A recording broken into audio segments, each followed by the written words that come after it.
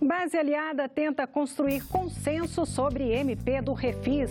Presidente Temer sanciona a Lei de Diretrizes Orçamentárias de 2018 com 46 vetos. Comissão de Constituição e Justiça aprova projeto que estimula a participação de negros na política. Destaques desta edição do Senado Notícias.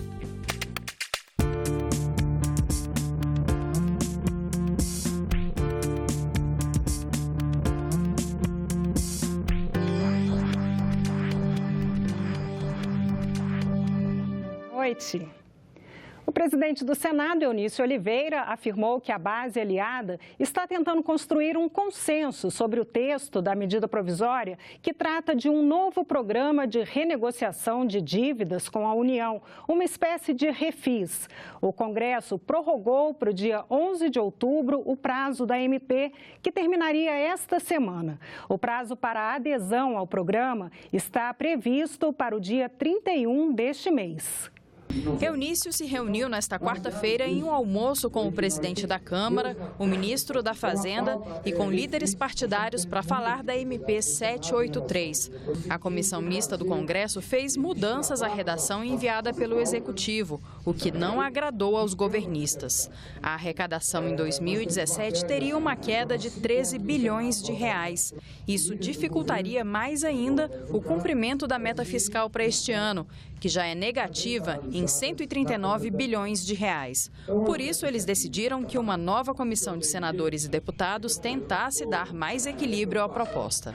Eu indiquei 2 senadores, o Rodrigo indicou 3 deputados, 4 deputados, para fazer o entendimento final em relação a essa questão do refis o mais rapidamente possível, para que eles façam entendimento no relatório. No relatório para efeito do plenário, para discussão no plenário. O Poder Legislativo age diferentemente, pensa diferentemente do que pensa, obviamente, a área de arrecadação do governo. É natural que isso aconteça.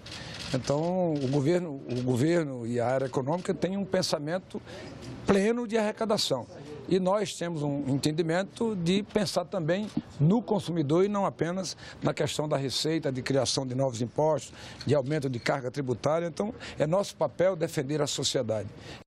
Os senadores aprovaram em plenário o requerimento para que o projeto de resolução, que reduz de 25% para 12% a alíquota do ICMS cobrada no querosene de aviação, vá à Comissão de Infraestrutura para a realização de audiências públicas. O acordo é para que a proposta retorne à pauta do plenário em 15 dias. Também foi aprovado o projeto que torna imprescritível o crime de estupro. O senador Jorge Viana, autor da proposta, disse que o Senado faz história ao aprovar o projeto. E o presidente Michel Temer sancionou com vetos a Lei de Diretrizes Orçamentárias para 2018. O texto estabelece as prioridades para a elaboração do orçamento anual e foi aprovado pelo Congresso em julho. O presidente decidiu vetar a parte da lei que priorizava o Plano Brasil Sem Miséria, as metas do Plano Nacional de Educação e o incentivo ao enfrentamento da violência contra a mulher. A justificativa foi de que o governo precisa de flexibilidade para ajustar as contas.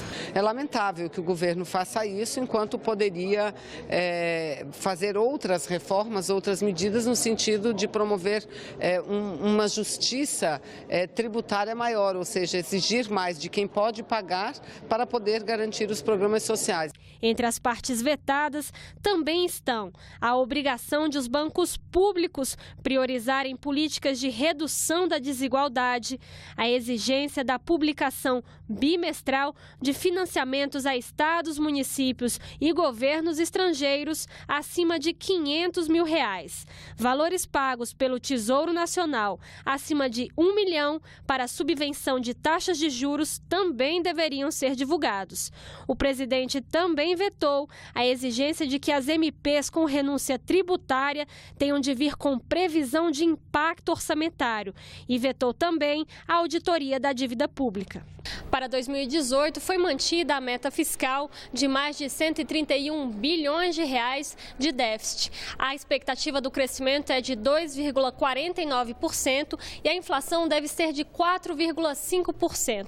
O aumento do salário mínimo acompanha a inflação de 4,5% e deve chegar a R$ 979 no ano que vem. A comissão mista da medida provisória 778 aprovou hoje o relatório do senador Raimundo Lira. A MP define regras para o parcelamento de dívidas de estados, municípios e do Distrito Federal com a Previdência. O texto, que segue para análise da Câmara dos Deputados, define um prazo de mais de 16 anos para quitar os débitos, com a redução nas multas e nos juros. O relatório aprovado também define que a União vai passar R$ 1,5 milhão de reais por mês para estados e municípios referentes a créditos que eles têm com o governo federal.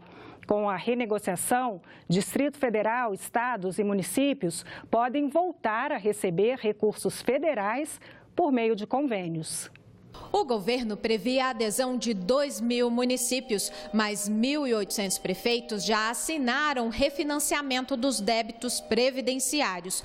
O relator avisou, no entanto, que todos esses acordos já assinados deverão ser revistos pela equipe econômica, porque ele aumentou de 25% para 40% o desconto no valor das multas, o que vai reduzir o montante devido.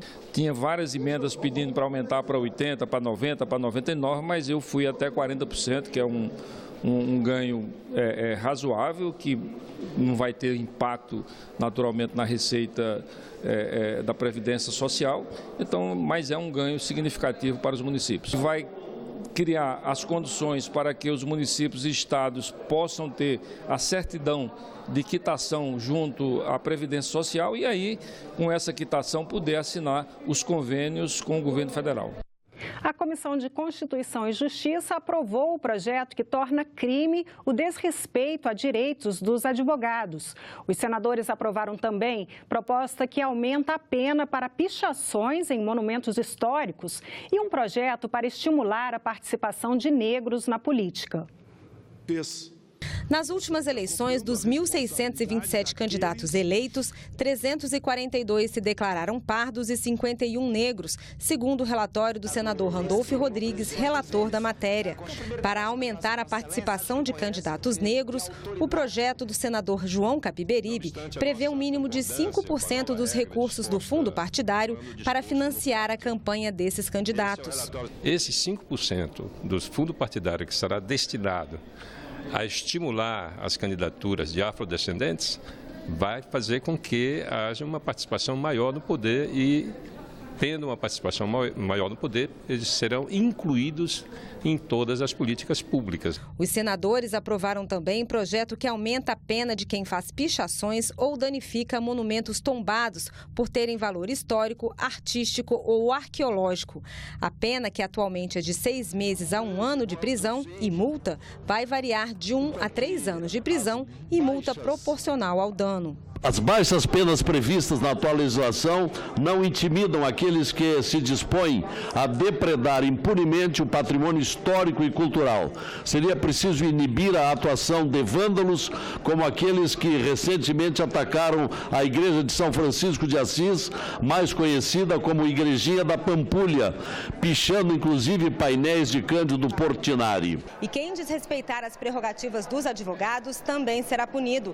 Os senadores aprovaram um projeto que estabelece penas que variam de 1 a 4 anos para agentes públicos como policiais ou juízes que não permitirem que os advogados exerçam suas funções, como ter acesso aos autos do processo ou ter conversas gravadas com seus clientes sem autorização judicial. Prerrogativas da profissão do advogado não pertencem ao advogado propriamente dito, pertence ao cidadão que nós representamos. Então, sempre que se fortalece o exercício profissional de um advogado, se está fortalecendo exatamente exatamente o direito do cidadão. Nada mais estamos fazendo aqui do que resgatar o papel da justiça. Cabe a nós definirmos neste momento conturbado o que queremos da justiça e o que queremos garantir do Estado democrático de direito. O projeto que altera o Estatuto da Advocacia prevê também punição para quem exercer a profissão de advogado ilegalmente. Aquele que se passar indevidamente por advogado, ele passa agora a responder processo por isso. Se houver má fé e se houver um prejuízo, ele inclusive vai ter que ressarcir por conta dessa advocacia ilegal. Os projetos aprovados poderão seguir para a Câmara dos Deputados se não houver recurso apresentado por 9 senadores para que o plenário analise as matérias. Os agentes comunitários de saúde e de combate às endemias são elementos importantes no combate às doenças. Mas esse reconhecimento não se reflete no dia a dia do trabalho, segundo eles. A Comissão de Assuntos Sociais está analisando um projeto de lei que reestrutura as carreiras dos agentes. A audiência pública foi realizada nesta quarta-feira. O Brasil tem hoje 265 mil agentes comunitários de saúde. São profissionais com piso salarial de R$1.000 e muitos sem treinamento qualificado. A experiência vem mesmo do contato frequente. Moram no mesmo local onde realizam as visitas diárias. É essa proximidade que garante um atendimento personalizado. A Comissão de Assuntos Sociais discute o projeto da Câmara que torna a presença de agentes comunitários de saúde e de combate às endemias essencial e obrigatória. Exige escolaridade de nível médio e curso de formação para os novos na atividade. As novas regras dariam segurança jurídica para quem atua na área. Nós não podemos mais continuar fazendo as mesmas atividades e tendo as mesmas atribuições de 26 anos atrás.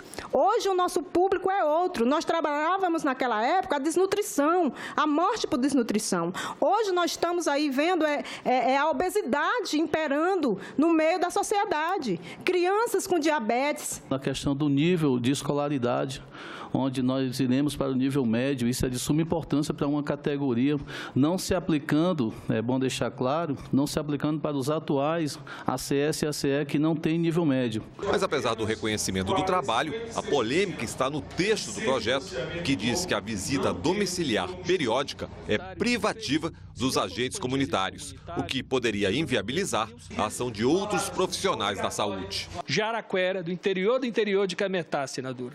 E lá eu tenho um técnico de enfermagem efetivo. Por essa lei, eu estou proibindo meu técnico de enfermagem lá, que está efetivo há 15 anos, de fazer visitas domiciliares. Polêmicas à parte, o consenso aqui é que a profissão tem que ser valorizada. Sei que ninguém aqui dessa mesa discorda do papel estratégico que essa categoria desempenha no contexto da saúde preventiva em nosso país. Daí porque eu sei que todos nós temos que ser tomados aqui de um sentimento de valorizá-los cada vez mais. Acho de fundamental importância este projeto, porque avança e qualifica e protege o profissional que já foi agregado pelo Estado no sistema SUS e cumpre um papel fundamental no sistema SUS. O principal é não engessar e dizer, olha, aí outra categoria começa a ficar brava que ela não pode, ou criar confusão. Mas que a gente consiga, e eu concordo no que o senhor tinha pensado, nós temos que blindar, que eles não acabem. É muito importante que eles fiquem. Isso que eu vou tentar fazer no relatório. Na coluna Bastidores, o relator do Código Penal, senador Antônio Anastasia, explica a mudança no Código Penal que está em pauta no Senado. Confira com a repórter Isabela Dutra. Eu vou conversar agora com o senador Antônio Anastasia, que é o relator do projeto de reforma do Código Penal na Comissão de Constituição e Justiça. Senador, boa tarde. Boa tarde. Essa discussão começou em 2012. Depois desse tempo todo, esse é o momento ideal para voltar? O Código Penal brasileiro é um Código Penal muito antigo, ele é de 1940. Ele foi reformado, é verdade, na sua parte geral, em 1984, mas a parte especial dos crimes é da década de 40 do século passado. E é claro que depois disso nós tivemos um grande número de leis específicas especiais criando novos crimes. Então tornou-se quase uma corte de retalhos. Nós fizemos a audiência pública e o objetivo agora é apresentar até o final do ano, pelo menos, a parte relativa à parte geral. Qual o senhor acha que é o maior avanço desse novo Código Penal? O grande objetivo é o combate à impunidade, é levar ao cidadão brasileiro mais segurança, certamente agravando penas de crimes que têm maior poder ofensivo à sociedade e diminuindo penas ou extinguindo crimes que já perderam a sua razão de ser. Porque temos crimes da década de 40 que hoje já não se aplicam mais, como, por exemplo, a questão do sossego público. É uma matéria mais da área administrativa do que da área penal. Tá certo, muito obrigada. Eu que agradeço. E no programa Argumento de hoje, a jornalista Tânia Horman conversa com o senador Eduardo Amorim sobre a violência em Sergipe. O senador alerta que Sergipe passou de um estado de excelente qualidade de vida ao estado mais violento do país. Sergipe, geograficamente, é o menor estado da federação, mas sempre fomos um estado ordeiro, um estado pacífico, um estado com as coisas em ordem, um estado onde você poderia sair na calçada, na rua, livremente, sem risco nenhum. Mas hoje em dia, infelizmente, até essa liberdade foi nos tirada. A entrevista completa é daqui a pouco, logo depois do Senado Notícias. Mais informações sobre a atividade legislativa você vê a qualquer momento na nossa programação e em nossa página na internet. Muito obrigada pela companhia e continue sintonizado aqui na TV Senado.